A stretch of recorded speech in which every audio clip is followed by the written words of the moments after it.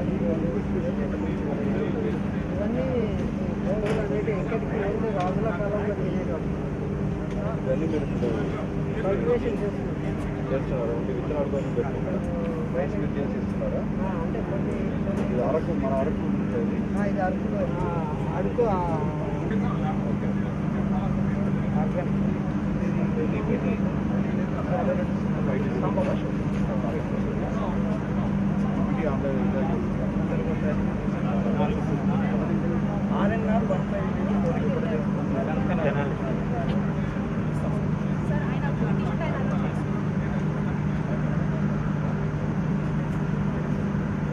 Family మొత్తం చేస్తాం. ఆదాయం ఎలా ఉంటుంది?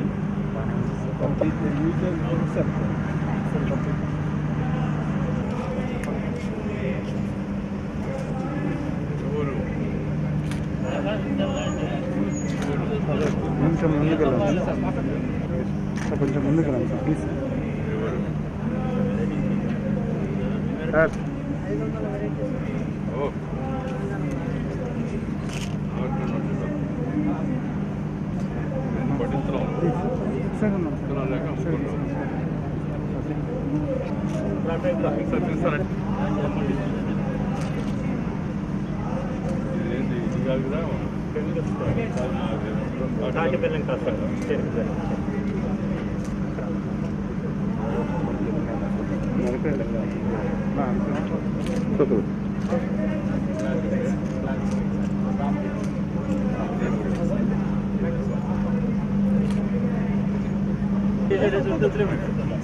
चलो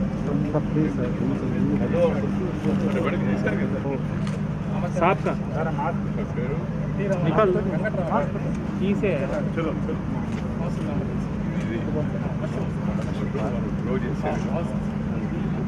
నీళ్ళు వచ్చినప్పుడు కదా ఇక్కడికి ఇక్కడ కూడా వస్తుంటాయి.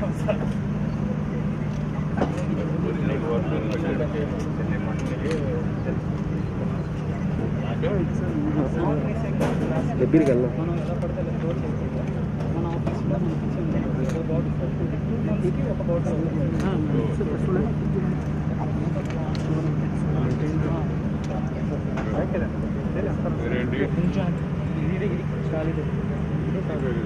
ఇదే కాదు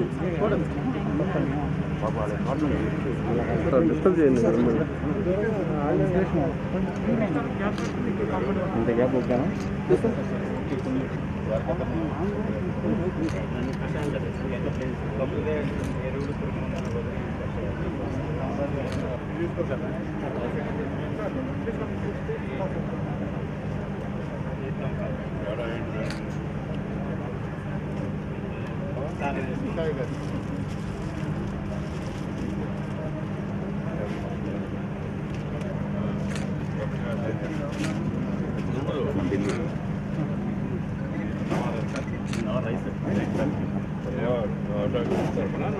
సొంతంగా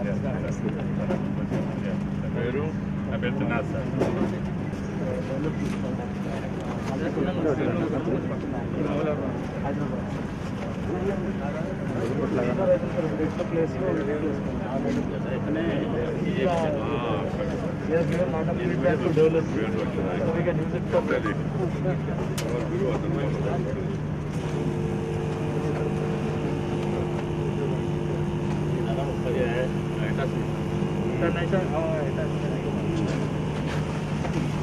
ఇప్పుడు మామూలుగా వెనకరండి సార్, 26 తగ్గించుకోవచ్చు.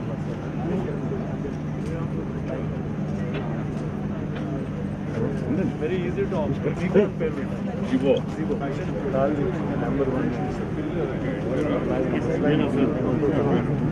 नीतीश प्रिय हम हीरो मोटो पर नीतीश प्रिय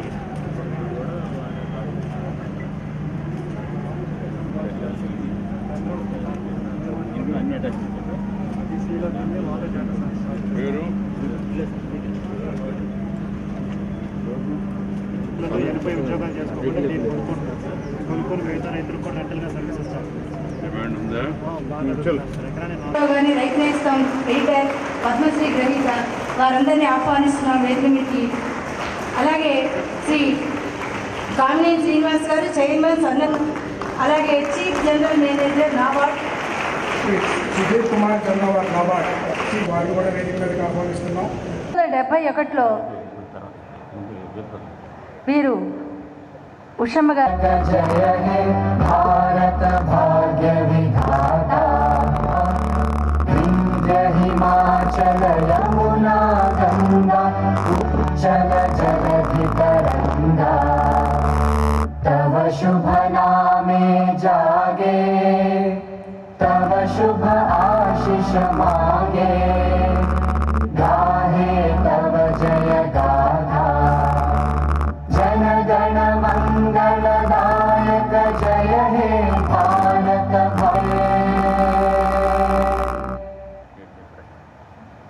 ఆరోగ్య హరితాంధ్రప్రదేశ్గా వెలుగొందాలి, మన కీర్తి దీప్తి స్ఫూర్తి దిగంతాలకు అనంతంగా వ్యాప్తి చెందాలి అని ప్రార్థిస్తాం. భర్తమాత ముద్దుబిడ్డ, అలాగే మన రాష్ట్ర వ్యవసాయ శాఖ మార్చులు శ్రీ కురసాల కన్నబాబు గారు వారి అమృత హస్తాలతో కాంతులు ఇస్తూ ఐవి సుబ్బారావు గారికి గారి చిత్రపటానికి మన ముఖ్య అతిథి శ్రీ ముప్పవరపు వెంకయ్య నాయుడు గారు భారత ఉపరాష్ట్రపతి పుష్పాంజలి సమర్పించారు. ధన్యవాదాలండి. వ్యవసాయ శాఖ మార్చులు వారు కూడా పుష్పాంజలి సమర్పించారు. నమస్కారం అండి, ధన్యవాదాలు.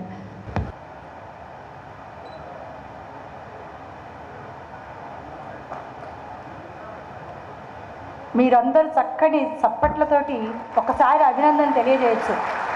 సభకు చప్పట్లు, పండగకు బొబ్బట్లు. Of general of southern India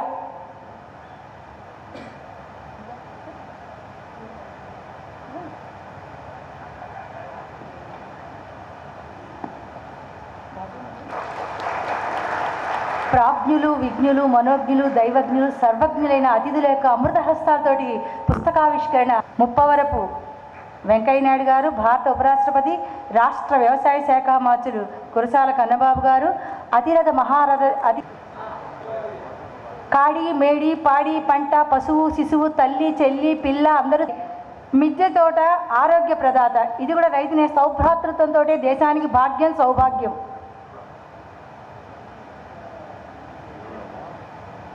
మిద్దె తోట ఆరోగ్య ప్రదాత పుస్తకావిష్కరణ జరుగుతోంది. శాంతి ధీరజ్ గారు రచయిత్రి ఈ పుస్తకానికి.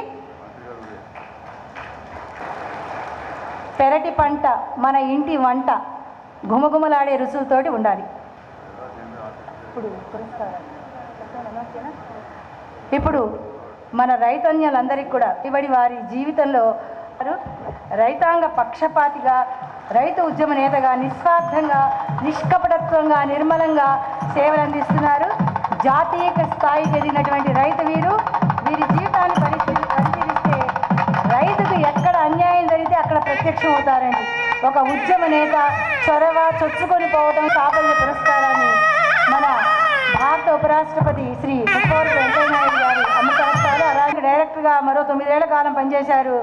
మరి తెలంగాణ, కర్ణాటక, ఆంధ్రప్రదేశ్ రాష్ట్రాల్లో విస్తృతంగా పర్యటించి మహారాష్ట్రలో నదీ జలాల పంపకం సమస్యల్ని పరిష్కారం గురించి సహేతుకమైనటువంటి అధ్యయనం చేసినటువంటి మన రైతన్న శ్రీ ఎర్నేని నాగేంద్రనాథ్ గారు, వారిని మన భారత ఉపరాష్ట్రపతి శ్రీ ముప్పవరపు వెంకయ్య నాయుడు గారు, రాష్ట్ర వ్యవసాయ శాఖ మార్చులు కురసాల కన్నబాబు గారు అందరినీ కొనసాగిస్తున్నారు.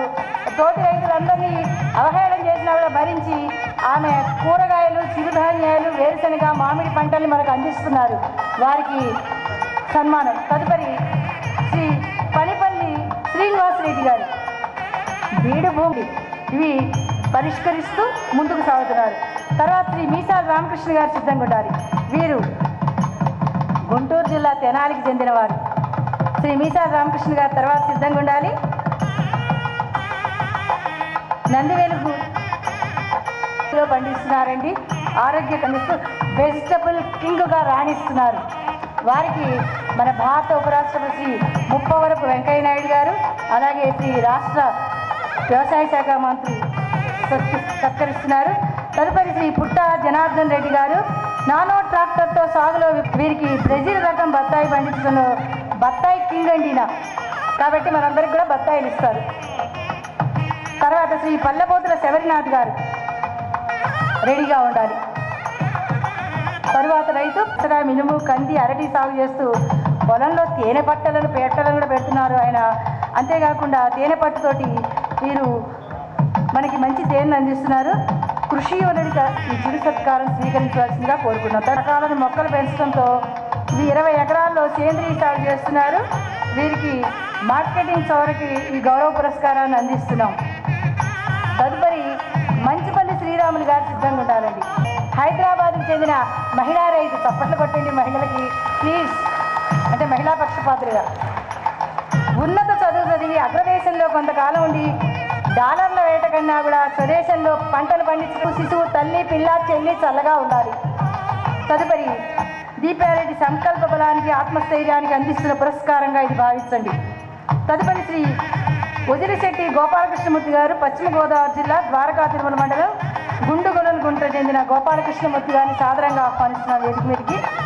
11 ఎకరాల్లో పామాయిల్, నిర్మా, వరి మరియు వివిధ రకాల కూరగాయలు పూర్తి సేంద్రీయ పద్ధతిలో పండిస్తున్నారు. ఆకుపచ్చ వదిలిశెట్టి గోపాలకృష్ణమూర్తి గారిని సత్కరిస్తున్నారు మన అతిరథ మహారథ అతిథి దేవుళ్ళు. తదుపరి రైతు శ్రీ అనుముల రామిరెడ్డి గారు సిద్ధంగా ఉండాలి. ఒక ప్రశంసా పత్రం, ఆకుపచ్చని షాలు ఆపి వీరు రసాయనిక రహిత సేంద్రీయ సేద్యాన్ని చేస్తున్నారు. మిరప, పత్తి, పశుగ్రాసాలు సాగు చేసుకుంటూ వానపాములతోటి వర్మీ కంపోస్ట్ తయారు చేస్తున్నారు.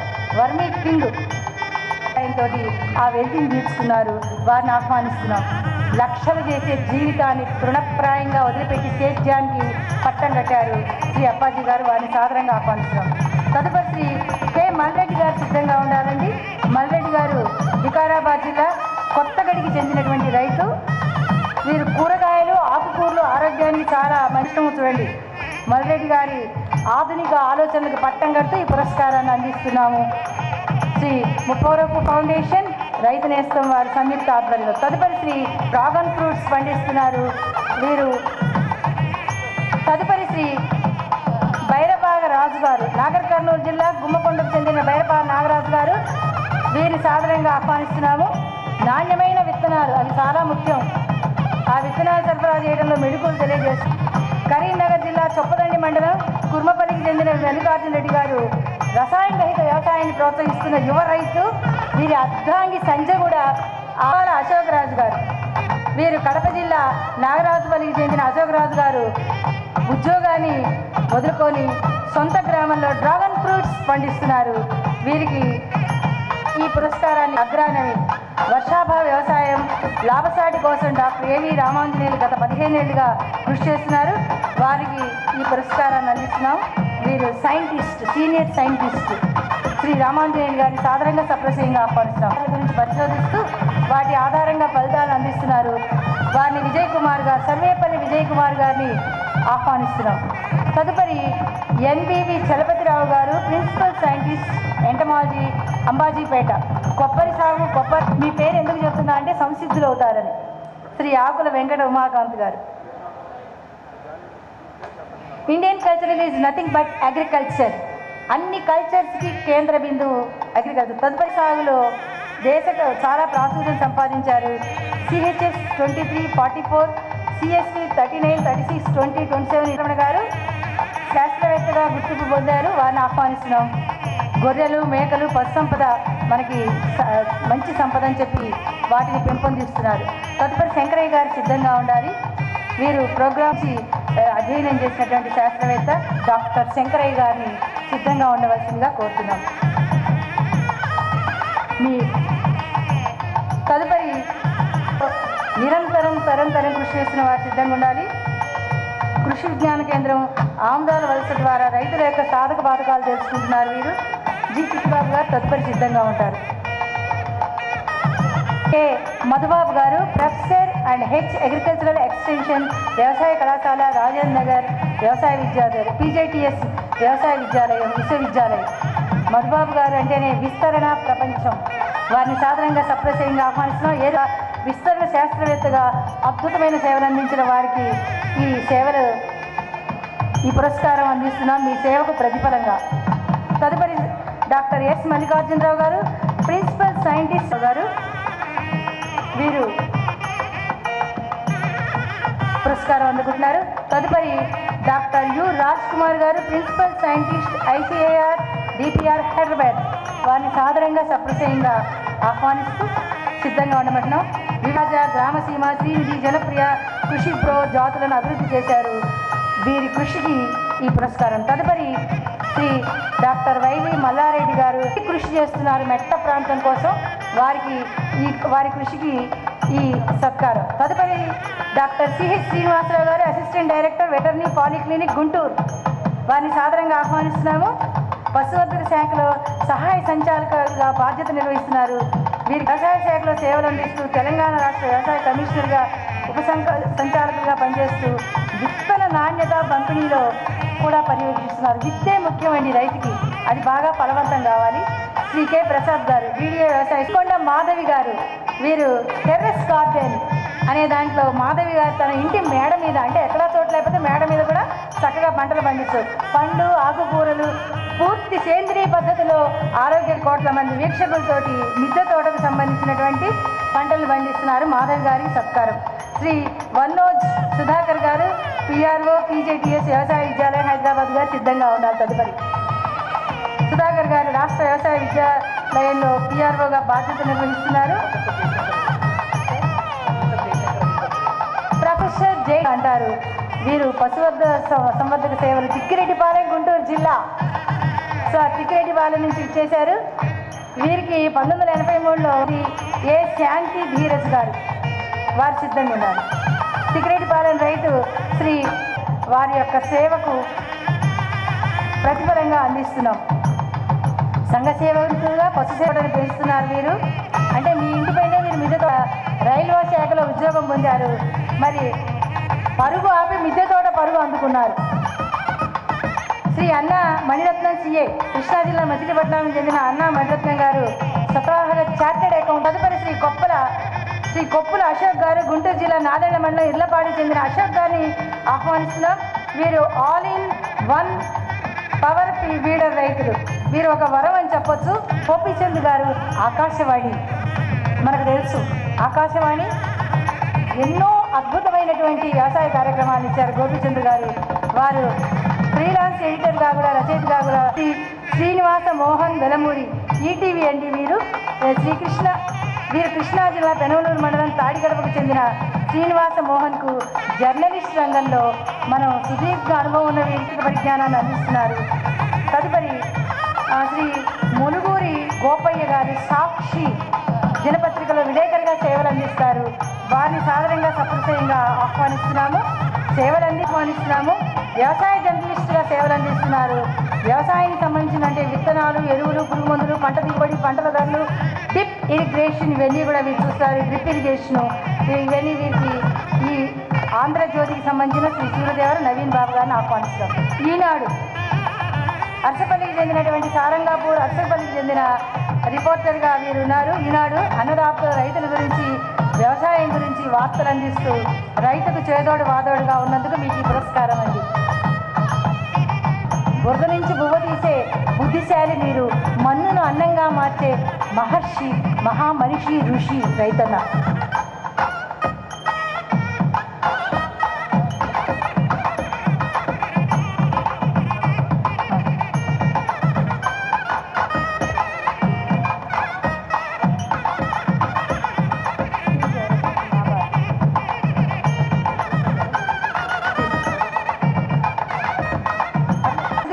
చక్కని సత్కారాన్ని అందిస్తున్నారు.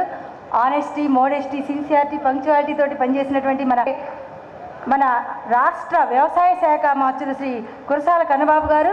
కాడి, మేడి, పాడి పంట, పశువు, శిశువు తల్లి గ్రామీణాభివృద్ధి బ్యాంక్ నాబార్డ్ అంటాం. అవి జాతి కాకుండా కుటీర పరిశ్రమలు, హస్తకళలు, గ్రామీణ, అలాగే వారు గ్రామీణ యువతీ యువకులకు ఎంపిక చేసిన సంస్థల ద్వారా శిక్షణా కార్యక్రమాలు ఇచ్చి ఆ యువత యువకులు వాళ్ళ ఈ ప్రాంగణంలోనే సీలింగ్ అట్లనే ఇటువంటి కార్యక్రమాలన్నీ కూడాను వీటిలో టెక్నీషియన్ల కొరత ఉన్నందువల్ల వారికి యువతకి శిక్షణ ఇచ్చి ఆ సంస్థల్లో వారికి ఉద్యోగ అవకాశాలు కల్పించే కార్యక్రమం గత 4 సంవత్సరాల నుంచి జరుగుతూ ఉంది. ఇవాళ వరకు సుమారుగా 2400 మంది శిక్షణ తీసుకుంటే 90% మంది ఉద్యోగాలు సంపాదించుకొని సుస్థిరంగా వాళ్ళ కాళ్ళ మీద వాళ్ళు నిలబడి వాళ్ళ కుటుంబాలకు ఆదాయం తెచ్చుకునే కార్యక్రమం నడుస్తూ ఉంది. ఈ రోజున ఈ జాతీయ వ్యవసాయ గ్రామీణాభివృద్ధి సంస్థ మరియు ఈ అబ్దుల్ కలాం శిక్షణా సంస్థ ఈ రెండూ కలిసి కొన్ని కార్యక్రమాలు చేసుకోవటానికి ఇవాళ జాతీయ వ్యవసాయ గ్రామీణాభివృద్ధి బ్యాంకు వారు కొన్ని రుణపత్రాలు వీరికి అందజేయటం జరుగుతుంది. శాంక్షన్ లెటర్ అందజేయటం జరుగుతుంది. 2 నెలల కాలం పాటు ఓ 50 మంది యువత అటు ఉద్యోగంలోనో లేకపోతే చిన్న పరిశ్రమ పెట్టుకొని దాని ద్వారా వాళ్ళ ఉపాధి పొందడానికి కార్యక్రమం రేపటి నుంచి మొదలవబోతాం. రైతు నేస్తం అవార్డ్స్ కార్యక్రమానికి ముఖ్య అతిథిగా విచ్చేసిన గౌరవనీయులు పూజ్యులు తెలుగువారికి ఒక గర్వకారణం శ్రీ ముప్పవరపు వెంకయ్యనాయుడు గారికి,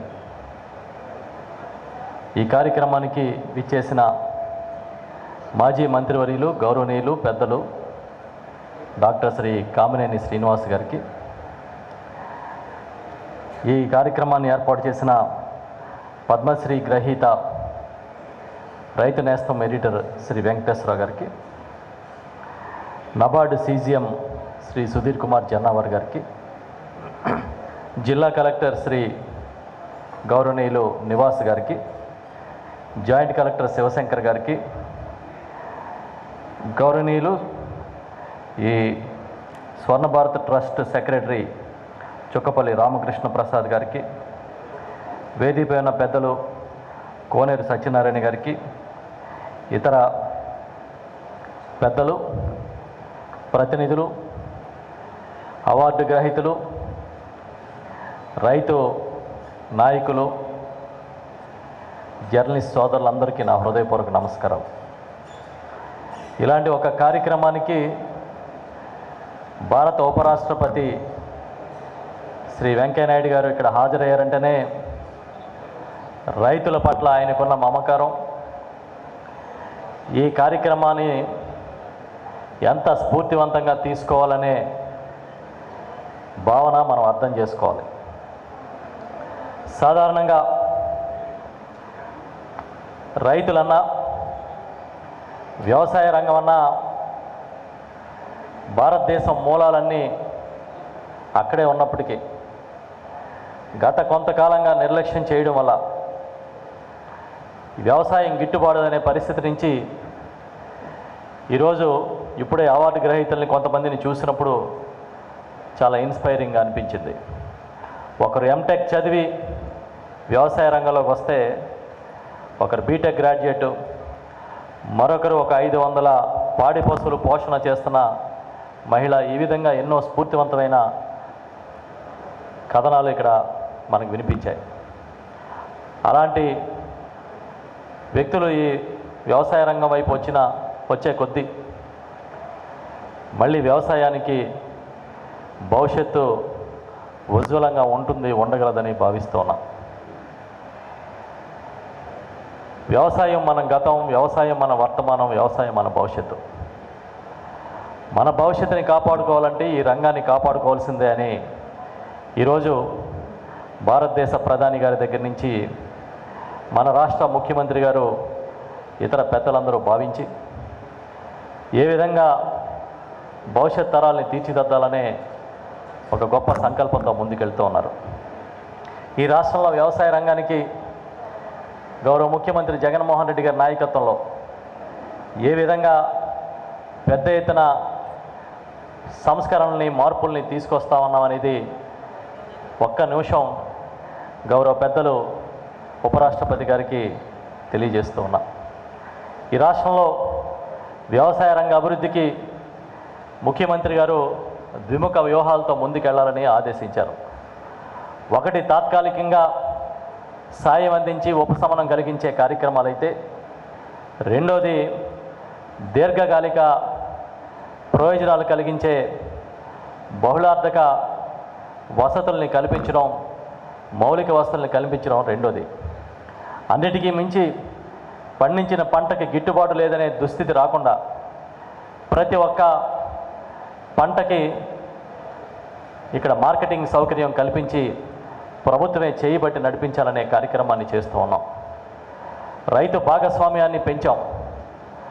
ప్రధానంగా ఈరోజు వారి దృష్టికి, మన ఉపరాష్ట్రపతి గారి దృష్టికి తీసుకెళ్లాల్సిందంటే రైతు భరోసా కేంద్రాలు.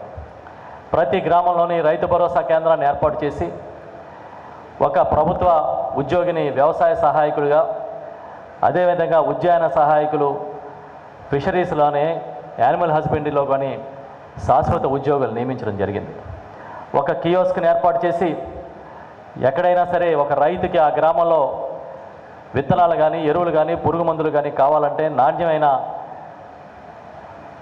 విత్తనాలు, ఎరువులు, పురుగు మందులు అందించడానికి అక్కడే కియోస్క్లో ఆర్డర్ ఇస్తే ఆర్బీకే దగ్గర డెలివరీ ఇచ్చే కార్యక్రమాన్ని తీసుకొచ్చాం. విజ్ఞాన కేంద్రాలుగా ఆర్బీకేల్ని తీర్చిదిద్దాం. డిజిటల్ లైబ్రరీస్ని ఏర్పాటు చేశాం. నిరంతరం శిక్షణా కార్యక్రమాలు జరుగుతూ ఉన్నాయి. ప్రతి ఒక్క ఆర్బీకేని కొనుగోలు కేంద్రాలుగా ఏర్పాటు చేసి మార్కెట్ యార్డుకి సరుకు తీసుకొస్తే కానీ కొనమనే పరిస్థితిని తీసి, నేను ఈ పంటను పండిస్తున్నానంటే నేరుగా ఆర్బీకేకి వెళ్ళి అక్కడ రిజిస్ట్రేషన్ చేసుకుంటే వాటిని ఎంఎస్పీకి విక్రయించే బాధ్యత ఈ ప్రభుత్వం తీసుకుంటాం. అదే కాకుండా ప్రతి గ్రామంలోని మొదలుకొని 4 అంచెల్లో రైతులతోనే, రైతుల భాగస్వామితో వ్యవసాయ సలహా మండలిని ఏర్పాటు చేశాం.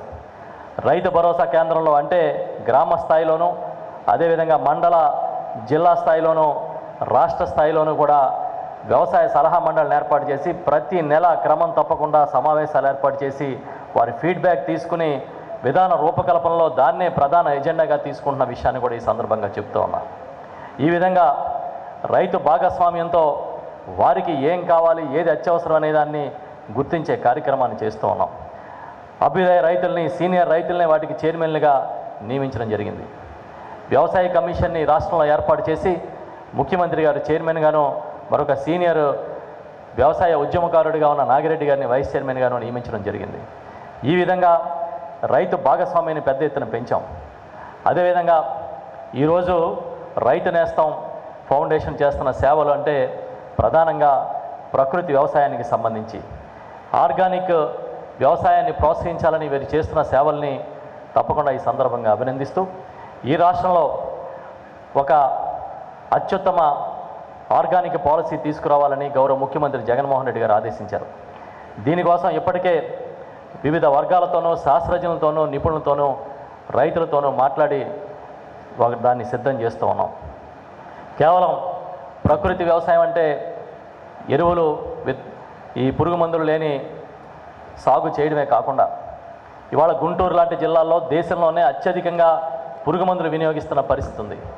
వాటన్నిటినీ తగ్గించడం కోసం కూడా ఒక టార్గెట్ ఓరియంటెడ్గా మేము ముందుకెళ్తున్నామని ఈ సందర్భంగా తెలియజేస్తూ ఉన్నాం. ఇదే కాదు, వైఎస్ఆర్ రైతు భరోసా, పిఎం కిసాన్ మొదలుకొని వైఎస్ఆర్ ఉచిత పంటల బీమా వరకు ఎన్నో కార్యక్రమాలని దిగ్విజయంగా అమలు చేస్తూ ఉన్నాం. వేల కోట్ల రూపాయలు డీబీటీ కింద నేరుగా రైతుల అకౌంట్లో వేస్తూ ఉన్నాం. ప్రధానంగా ఈరోజు మీరు చూసినప్పుడు ఈ బీమా, ఉచిత పంటల బీమా అనేది ఈ క్రాప్ ఆధారంగా చేస్తున్నాం. ఈ రాష్ట్రంలో ఎక్కడ ఏ రైతు ఏ పంట పండించాడనేది ఖచ్చితంగా మ్యాపింగ్ చేసే విధంగా ఈ క్రాప్ విధానం తీసుకొచ్చాం. కౌలు రైతుల కోసం ప్రత్యేకమైన విధానాలు రూపొందించాం. ఈ విధంగా అన్ని వర్గాల్ని చాలా పటిష్టంగా ముందుకు తీసుకెళ్తూ వ్యవసాయాన్ని భవిష్యత్ తరాలకి ఒక మేలైన జీవన విధానంగా అందించే కార్యక్రమాల్ని చేస్తూ ఉన్నామని పెద్దలు ఉపరాష్ట్రపతి గారి సమక్షంలో మీకు తెలియజేస్తూ ఉన్నా. తప్పకుండా మీ అందరి సహకారంతో ఇలాంటి స్వచ్ఛంద సంస్థలు, నిపుణులు నిరంతరం వ్యవసాయం బాగుండాలి, రైతు బాగుండాలని కలలుగానే మీ అందరి సహకారంతో రాష్ట్రంలో మరింత ముందుకు తీసుకెళ్తామని చెబుతూ, ఎప్పుడైనా సమయం ఉన్నప్పుడు నేను రాష్ట్ర ప్రభుత్వం తరఫున ఆహ్వానిస్తున్నాను గౌరవనీయులు పెద్దలు ఉపరాష్ట్రపతి శ్రీ వెంకయ్యనాయుడు గారిని ఒక్కసారి ఒక రైతు భరోసా కేంద్రాన్ని మీరు సందర్శించే అవకాశం ఉంటే భవిష్యత్తులో చూడమని చెప్పి నేను రిక్వెస్ట్ చేస్తూ ఉన్నాను.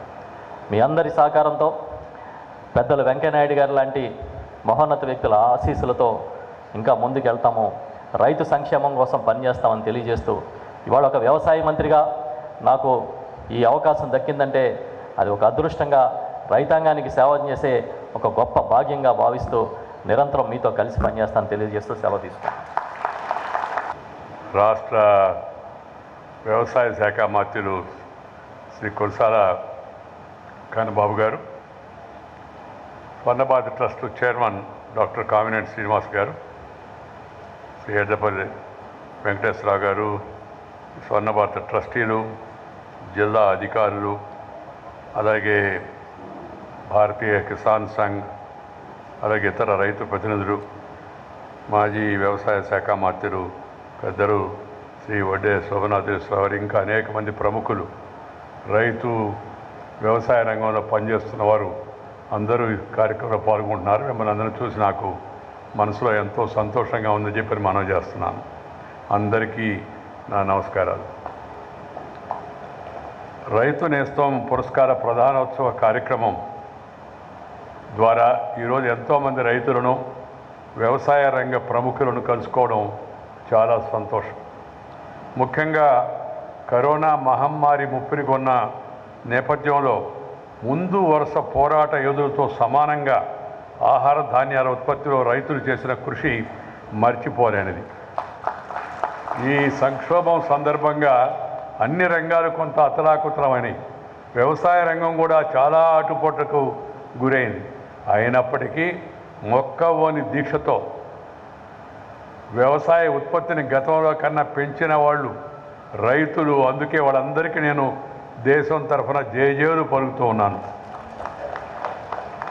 గొప్ప మనసున్న రైతుల యొక్క కృషిని, సేద్యానికి దన్నుగా నిలుస్తున్న శాస్త్రవేత్తలను, వ్యవసాయ అధికారులను, పాత్రికేయులను కృషిని గుర్తించి ఏటా డాక్టర్ వివి సుబ్బారావు గారి పేరిట పురస్కారం అందజేస్తున్న రైతు నేస్తం సంస్థకు, దాని యొక్క అధినేత శ్రీ ఎద్దపల్లి వెంకటేశ్వరరావు గారికి, అలాగే ముప్పవర్ ఫౌండేషన్ వారిని ఈ సందర్భంగా నేను అభినందిస్తున్నాను. చాలా మంచి కార్యక్రమం ఇది. నేను ఈ మధ్య చాలా కార్యక్రమాల్లో పాల్గొంటున్నాను. ఆ మధ్య సినీ ప్రముఖులందరికీ విజ్ఞాన భవన్లో పెద్ద వ్యక్తులందరికీ అభినందనలు అందజేశాం. దానికన్నా అయినదిగా ఈ కార్యక్రమాన్ని నేను భావిస్తూ ఉన్నాను. అందుకే దానికోసం ఢిల్లీ నుంచి ఇక్కడికి వచ్చాను. 17 సంవత్సరాలుగా రైతు నేస్తం మాసపత్రిక ద్వారా అన్నదాతకు చేదోడుగా నిలవడమే కాకుండా ఈ అవార్డుల కార్యక్రమం నిర్వహించడం చాలా సంతోషం. ఈ అవార్డుల వలన వాళ్ళకి ఏదో వచ్చేస్తుందని కాదు, వాళ్ళ కృషిని గుర్తించారనే సంతృప్తి వాళ్ళకు, మనం కూడా కృషి చేస్తే మనకు కూడా గుర్తింపు వస్తుందనే భావన మిగతా ఔత్సాహికంగా ఉండేట వ్యవసాయదారులకు, శాస్త్రవేత్తలకు, విస్తరణ అధికారులకు, పాత్రికేయులకు, ఇతరులకు కూడా కలుగుతుంది. అందువల్ల నేను ఎప్పుడు చెప్తూ ఉంటాను, this award, this felicitation is to give inspiration to others. మిగతా వాళ్ళకు కూడా దీని ద్వారా ప్రోత్సాహాన్ని అందిస్తారని. అలాంటి కార్యక్రమాన్ని ప్రభుత్వం కాకుండా ప్రైవేటుగా ఒక స్వచ్ఛంద సంస్థ రైతు నేస్తం చేపట్టడం, దానికి ముప్పవర్ ఫౌండేషన్ సహకారం అందించడం చాలా సంతోషం. గత 8 సంవత్సరాలుగా ఈ అవార్డు కార్యక్రమానికి తప్పనిసరిగా వస్తున్నాను. నేను కేంద్ర మంత్రిగా ఉన్నా, రాజకీయంలో ఉండి అంతకుముందు పార్టీ అధ్యక్షుడిగా ఉన్నా, లేదా భారత ఉపరాష్ట్రపతి అయినా, నాకు అన్నిటికన్నా ఇష్టమైన కార్యక్రమాల్లో ముఖ్యమైన కార్యక్రమం ఈ యొక్క అవార్డులు, ఈ ప్రధానోత్సవ కార్యక్రమం అని చెప్పని మీ అందరికీ నేను తెలియజేస్తున్నాను. ఎందుకంటే నాకు ఈ రైతులను కలిసిన, వాళ్ళతో కాసేపు ముఖాముఖి సంభాషించిన, వాళ్ళు చేస్తున్న కృషిని చూసిన, ప్రదర్శనలకు వెళ్ళినా చూస్తూ ఉంటే ఎంతో సంతోషం కలుగుతుంది. మా తాత చెప్తుండేవాడు చిన్నప్పుడు, ఆయన ఎప్పుడు గుర్తొస్తుంటాడు నాకు. ఆయన వ్యవసాయాన్ని ఒక వృత్తిగానో ఒక పనిగానో ఎప్పుడు భావించలేదు. ఆయన దాన్ని జీవితంగా భావించాడు. వ్యవసాయమే జీవితం, మన జీవనమే వ్యవసాయం. అది పరసాయాన్ని ఇవ్వడమే కాదు, మనకు సంతృప్తిని కూడా ఇస్తుందని మా తాత చెప్తూ ఉండేవాడు.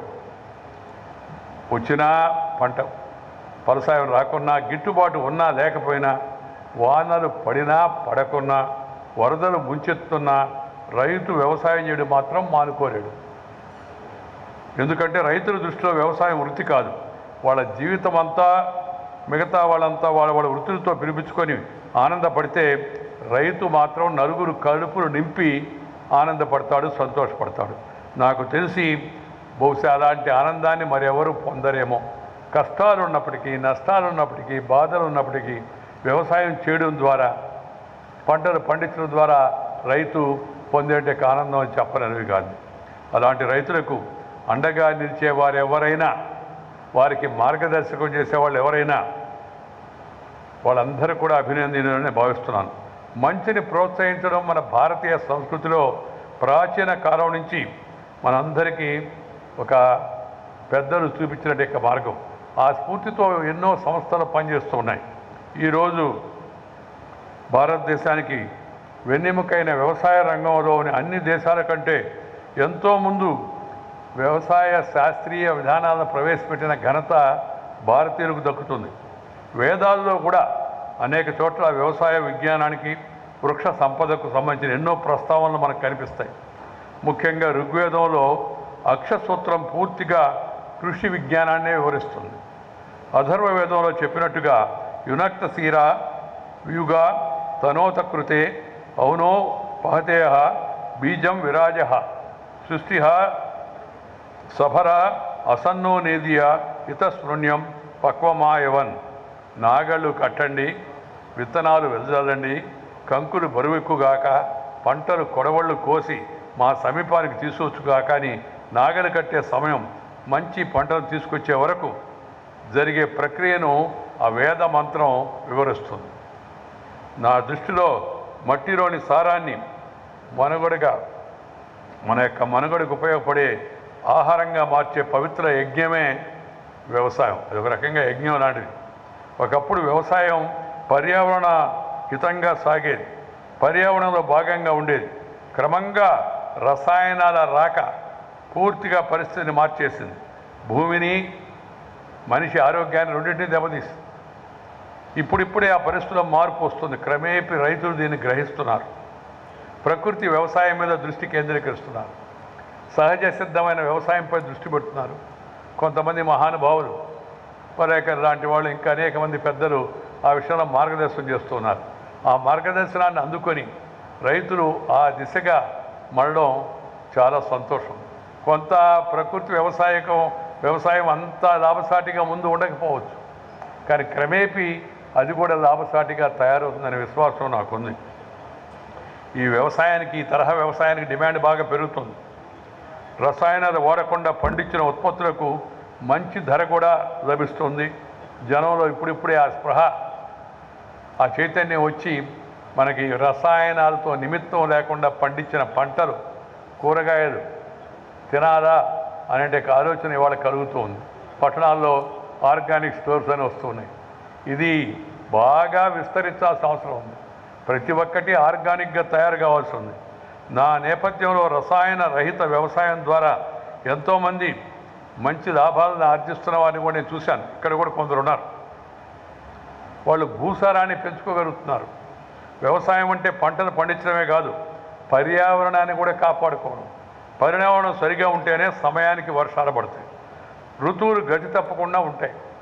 కానీ క్రమేపీ మనం చూస్తూ ఉన్నాం, పర్యావరణాన్ని మనం నిర్లక్ష్యం చేయడం వలన, చెరువులు, దురువులు, కాలువలు ఆక్రమించడం వలన, అడవులు నరికివేయడం వలన, మన గ్రామాల్లో ఉండే చెట్టు కూడా కొట్టేయడం వలన మనం పర్యావరణాన్ని హితంగా కాకుండా అహితంగా వ్యవహరిస్తున్నాం.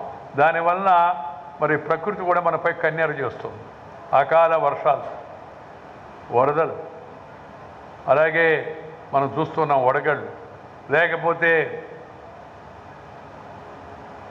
ప్రకృతి వైపరీత్యం మరొక వైపు వెళ్ళి మనకి పంటలు పండడానికి వీలు లేకుండా వర్షాలు రాకపోవడం, ఇలా అనేక రకాల పర్యావరణ మార్పుల కారణంగా ఇవాళ మనం దెబ్బతింటున్నాం. దాంట్లో బాగా దెబ్బతింటుంది ముందు అందరికన్నా రైతులు. అందుకని ప్రతి రైతు తమ పొలంలో సింహభాగాన్ని వ్యవసాయం కోసం కేటాయించి కొంత భాగాన్ని పర్యావరణం కోసం కూడా కేటాయించుకోమని సూచిస్తున్నాను. మీ పొలం గట్ల మీద చెట్లు పెంచుకునేలా శ్రద్ధ తీసుకోండి. ప్రస్తుతం లాభాన్ని అందించే చెట్లు కూడా ఎన్నో ఉన్నాయి. లేదంటే పొలంలో కొంత భాగాన్ని పండ్ల చెట్టు కేటాయించుకునే ప్రయత్నం చేయండి. కూరగాయలు పండించండి. ఇతరత్ర వాటి వైపు మళ్ళండి. కేవలం వరి లేకపోతే గోధుమ మాత్రమే కాకుండా తృణధాన్యాలు, ఇతరత్ర అయిన వాణిజ్య పంటల వైపు మనం మళ్ళితే అది లాభసాటిగా ఉంటుంది. దేశానికి కూడా మేలు జరుగుతుంది. ప్రజలకు కూడా మంచి పౌష్టికమైన ఆహారం లభిస్తుంది.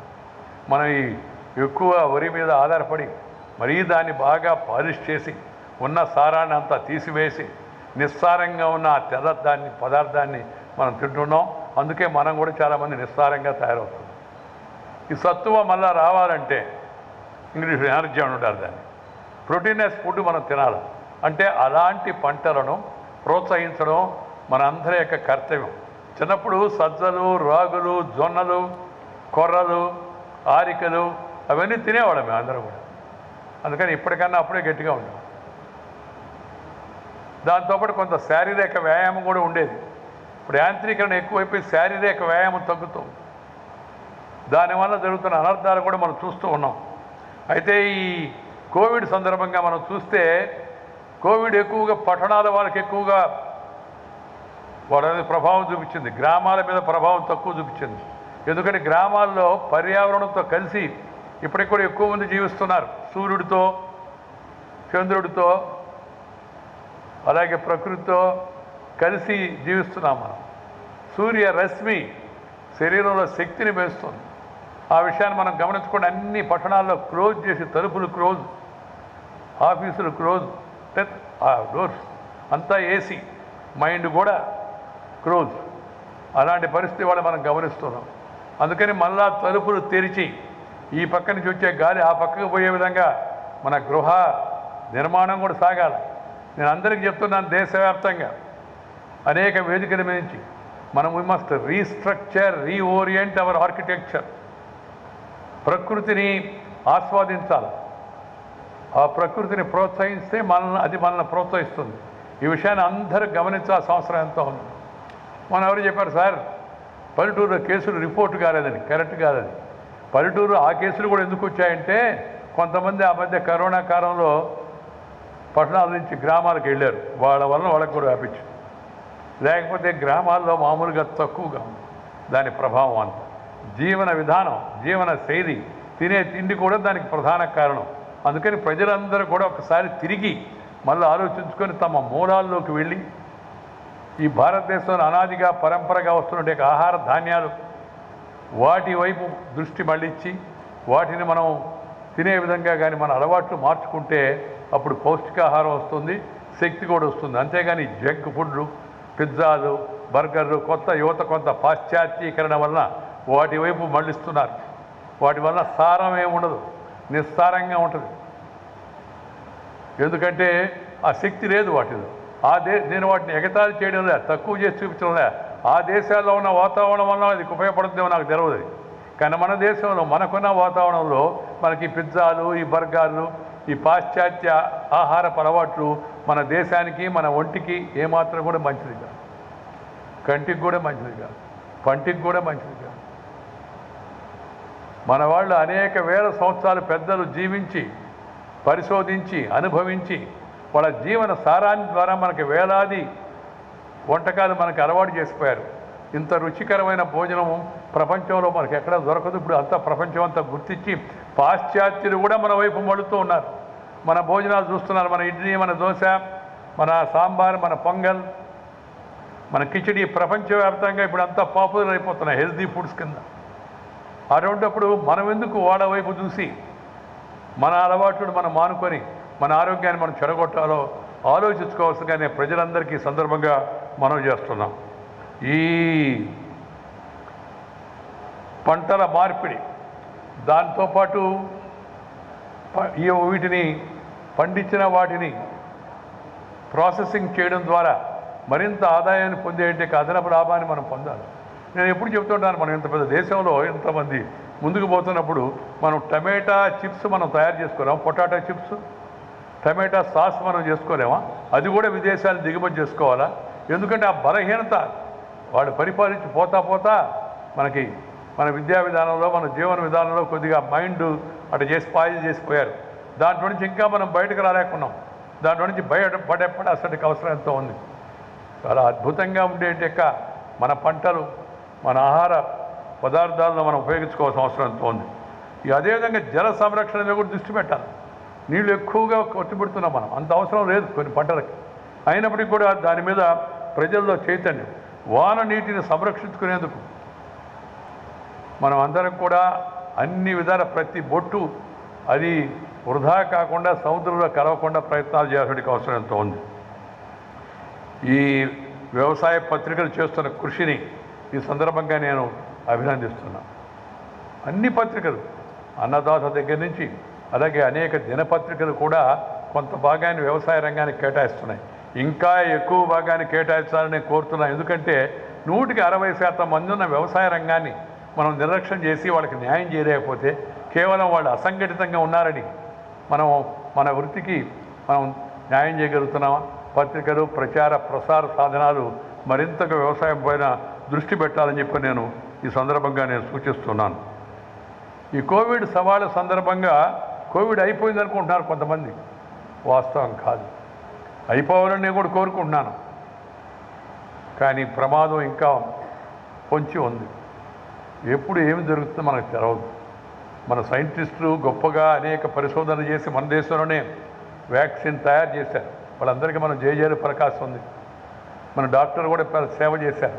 అయినప్పటికీ కూడా ఈ సవాలు ఒకవైపు రష్యా, ఒకవైపు మనకు చైనాలో ఏం జరుగుతుందో మనకు బయటకు తెలవదు. అక్కడ జరిగే సంగతి తెలిస్తే భయపడిపోతారు సార్.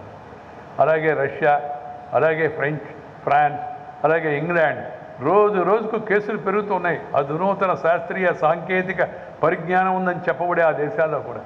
అలాంటప్పుడు మనం ఈ విషయంలో నిర్లక్ష్యంగా ఉండకూడదు. ప్రభుత్వం వైద్యులు ఇచ్చిన సలహాలు, ఈ మాస్క్ ధరించడం, చేతులు కలపకుండా ఉండడం, మాట కలపండి, చేతులు కలపబాకండి. అదేవిధంగా చేతులు పరిశుభ్రం చేసుకోవడం. మన పెద్దవాళ్ళు బయటికి వెళ్ళొస్తే ముందు కాళ్ళు చేతులు కడుక్కొని లోపల రారా అని చెప్పేవాళ్ళు పెద్దవాళ్ళు. ఇప్పుడు చెప్పేవాళ్ళు లేరు. ఎందుకు చెప్పేవాళ్ళు? ఒకసారి దాని సూక్ష్మాన్ని గమనించండి. దాంతోపాటు కనీస దూరాన్ని పాటించాలి. కనీసమైన దూరం. మనసు దగ్గర కావాలా, మనుషులు అంత దగ్గర కావు. ఇందాక ఒక రైతు, నేను మీకు కరచాలనం చేస్తానయ్యా, నాకు ఇందాక చేసిన దాన్ని తిరిగి వెనక్కి తీసి పెట్టంటే నేను కాదని లేకపోయాను. ఎందుకంటే ఈ పరస్పరం ఒకరినొకరు తాకడం ఇప్పుడుండే పరిస్థితుల్లో ఏమాత్రం మంచిది కాదు. కుటుంబ సభ్యులు తప్పితే. కుటుంబ సభ్యులు కుటుంబంలో ఉంటారు కాబట్టి వాడు బయట నుంచి మనకేది తెచ్చే పరిస్థితి లేదు. బయటకు పోయి వచ్చిన ప్రతి ఒక్కరితో కాస్త దూరం పాటించాల్సి ఉంది, జాగ్రత్తలు తీసుకోవాల్సి ఉంది. అందరూ తప్పనిసరిగా వ్యాక్సిన్ వేయించుకోవాలి. అందరూ. ప్రభుత్వం ఎంతో ప్రయత్నం చేస్తుంది. అటు ప్రధానమంత్రి, ఇటు ముఖ్యమంత్రి, రాష్ట్రాలు, కేంద్రాలు అన్నీ కృషి చేస్తున్నాయి. అయినప్పటికీ కూడా ఇంకా 45% మాత్రమే ఎంచుకున్నాం, మిగతా వాళ్ళు ఎంచుకోలేదని కారణం ఏంటి? దాని పరిస్థితి యొక్క తీవ్రత తెలవకనా? అజ్ఞానమా? అవివేకమా? అందుబాటులో లేకపోవడమా? అందుబాటులో లేకుండా ప్రసక్తి లేదు. అందరికీ ఉచితంగా వేస్తానని ప్రభుత్వం చెప్తుంది. సరఫరా చేసేలా ప్రయత్నం చేస్తుంది. కాబట్టి ప్రతి ఒక్కరూ తప్పనిసరిగా వ్యాక్సిన్ వేయించుకోవాలా అని నేను ఈ వేదిక సందర్భంగా అందరినీ కోరుతూ ఉన్నాను. రాబోయే రోజుల్లో ఆహార సంక్షోభం వస్తుందని శాస్త్రజ్ఞులు చెబుతూ ఉన్నారు. ఐక్యరాజ్య సమితి కూడా చెబుతోంది. అందువలన రైతులకు చేయూత అందించడం కేంద్రము, రాష్ట్ర ప్రభుత్వాల యొక్క బాధ్యత. సవాళ్ళు ఎక్కువగా ఉన్నాయి వ్యవసాయ రంగంలో. అందుకని మన సహాయం కూడా ఎక్కువగా ఉండాలి. అన్ని రకాల సమస్యలు ఎప్పుడెప్పుడు ఏమొస్తున్నాయో గమనించి వాటికి సకాలంలో పరిష్కారం అందించాలి. సరసమైన పరపతి సౌకర్యాన్ని కల్పించాలి. సకాలంలో తక్కువ వడ్డీకి రుణాలు ఇచ్చే పద్ధతిని ఏర్పాటు చేయాలి. పంటల బీమా పథకాన్ని మరింత పటిష్టంగా అమలు చేయాల్సిన అవసరం ఎంతో ఉంది. మనకి మన ఆహార అవసరాలు తీర్చుకోవడమే కాదు, ప్రపంచానికి కూడా అన్నం పెట్టే శక్తి మనకుంది. వాళ్ళ ఆకలి తీర్చేందుకు కూడా భారతదేశం ఇంకొక 4 అడుగులు ముందుకు వేయాల్సిన పరిస్థితి రాబోయే రోజుల్లో రావచ్చు.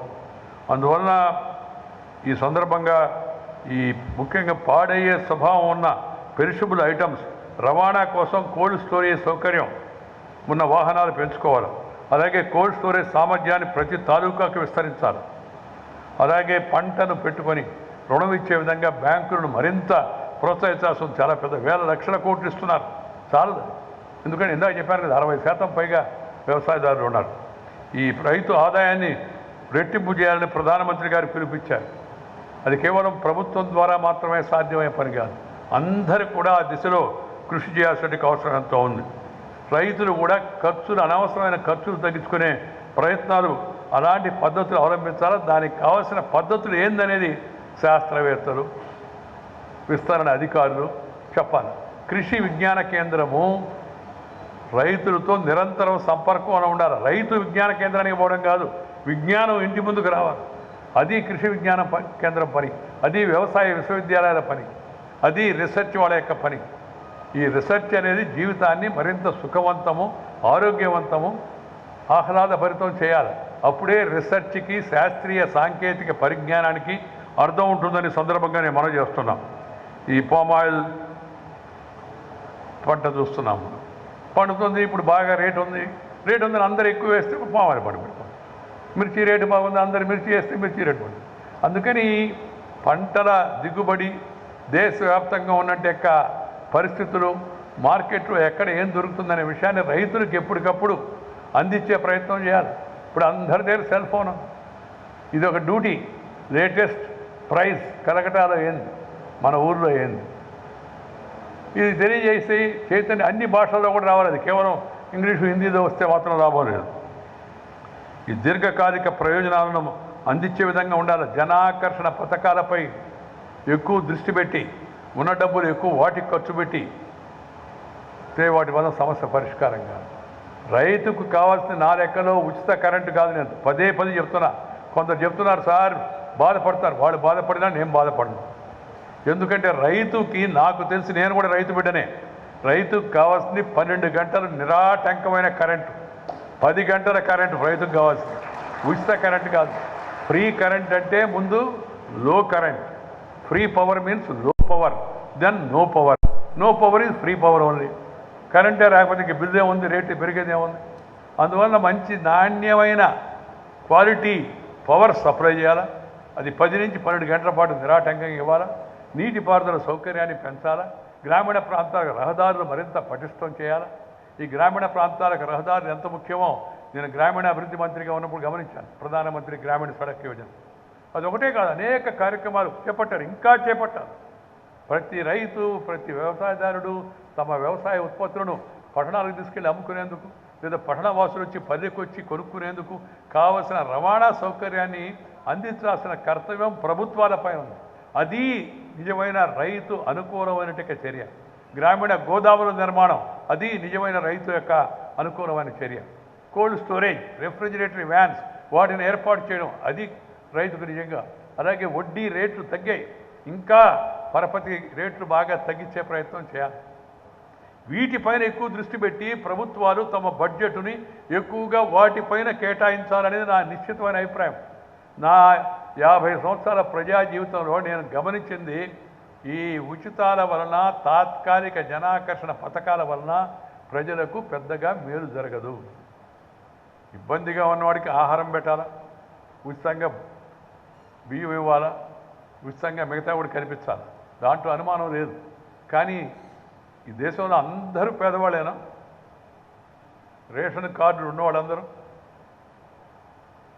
మనం అందరం ఒకసారి గమనించుకోవాల్సి ఉంది. గట్టి నిర్ణయాలు తీసుకోవాలి. తీసుకొని కష్టాల్లో ఉన్న వాళ్ళని ఆదుకోవాలా, తాత్కాలికంగా వాళ్ళకి అందించాలా, ఆహారం తీర్చాలా, దీర్ఘకాలికంగా వాళ్ళకి చేయూతనిచ్చే విధంగా పథకాలు చేపట్టాలి. ఒక ఇంగ్లీష్లో సామెత ఉంది, చేపను పట్టేది నేర్పించు, చేపను వాడికి ఇవ్వద్దు, ఎందుకంటే మధ్యాహ్నం మట్ట కుడిసిస్తే సాయంత్రం కొరమైన కావాలంటాడు. ఉచితంగా ఇస్తున్నావు ఏమైంది? కానీ ఆ పట్టడం నేర్పిస్తే శుభ్రంగా పట్టుకుంటాడు ఏ చేపనైనా అని పెద్దవాళ్ళ అనుభవంతో చెప్పారు. ఇంకా ఇంగ్లీష్లో కూడా వాళ్ళు సామెత పెట్టున్నారు. సో మనం వాళ్ళకి కావాల్సింది రైతుకి ఉపయోగపడే విధంగా వీటి ప్రయత్నం చేయాలా. పాడి పరిశ్రమను మరింత ప్రోత్సహించాలా. అనుబంధ పరిశ్రమలు, పాడి పరిశ్రమ, కోళ్ల పెంపకం, ఇవి ఎంతో లాభాన్ని కలిగిస్తున్నాయి. ఆ మధ్య మన యొక్క మేనేజ్ అనే సంస్థ అధ్యయనం చేసి 3500 మంది ఆత్మహత్య చేసుకున్న కుటుంబాలను స్టడీ చేస్తే కొంతకాలం కిందట వాళ్ళు వచ్చిన నిష్కర్ష ఏంటంటే, వ్యవసాయంతో పాటు పాడి పరిశ్రమ ఉన్నవాడు, బ్యాక్ యార్డ్ పౌల్ట్రీ ఉన్నవాడు ఎవడో ఆత్మహత్య చేసుకోవాలని చెప్పారు. అంటే చేదోడు ఓదోడుగా ఉపయోగపడుతున్నాయి. వాటిని, ఆ రంగాలను మరింతగా ప్రోత్సహించాల్సిన అవసరంతో ఉంది. దేశవ్యాప్తంగా స్వేచ్ఛ మార్కెట్ ఉండాలి. ఎక్కడికైనా పంటను తీసుకెళ్ళి అమ్ముకునే దానికి అవకాశం లేదు. మనమేంది వాళ్ళకి నిర్బంధం పెట్టి నువ్వు ఇక్కడే అమ్మాలని చెప్పడం? ప్రభుత్వమో చేయూత అందించాలా, ప్రైవేటు వాళ్ళ దగ్గర నుంచి కూడా కొనుక్కోవడానికి కూడా ఏర్పాటు చేయాల్సిన అవసరం ఉంది. అలాగే ఈ గ్రామీణ యువతకు మరిన్ని అవకాశాలు కల్పించాలి.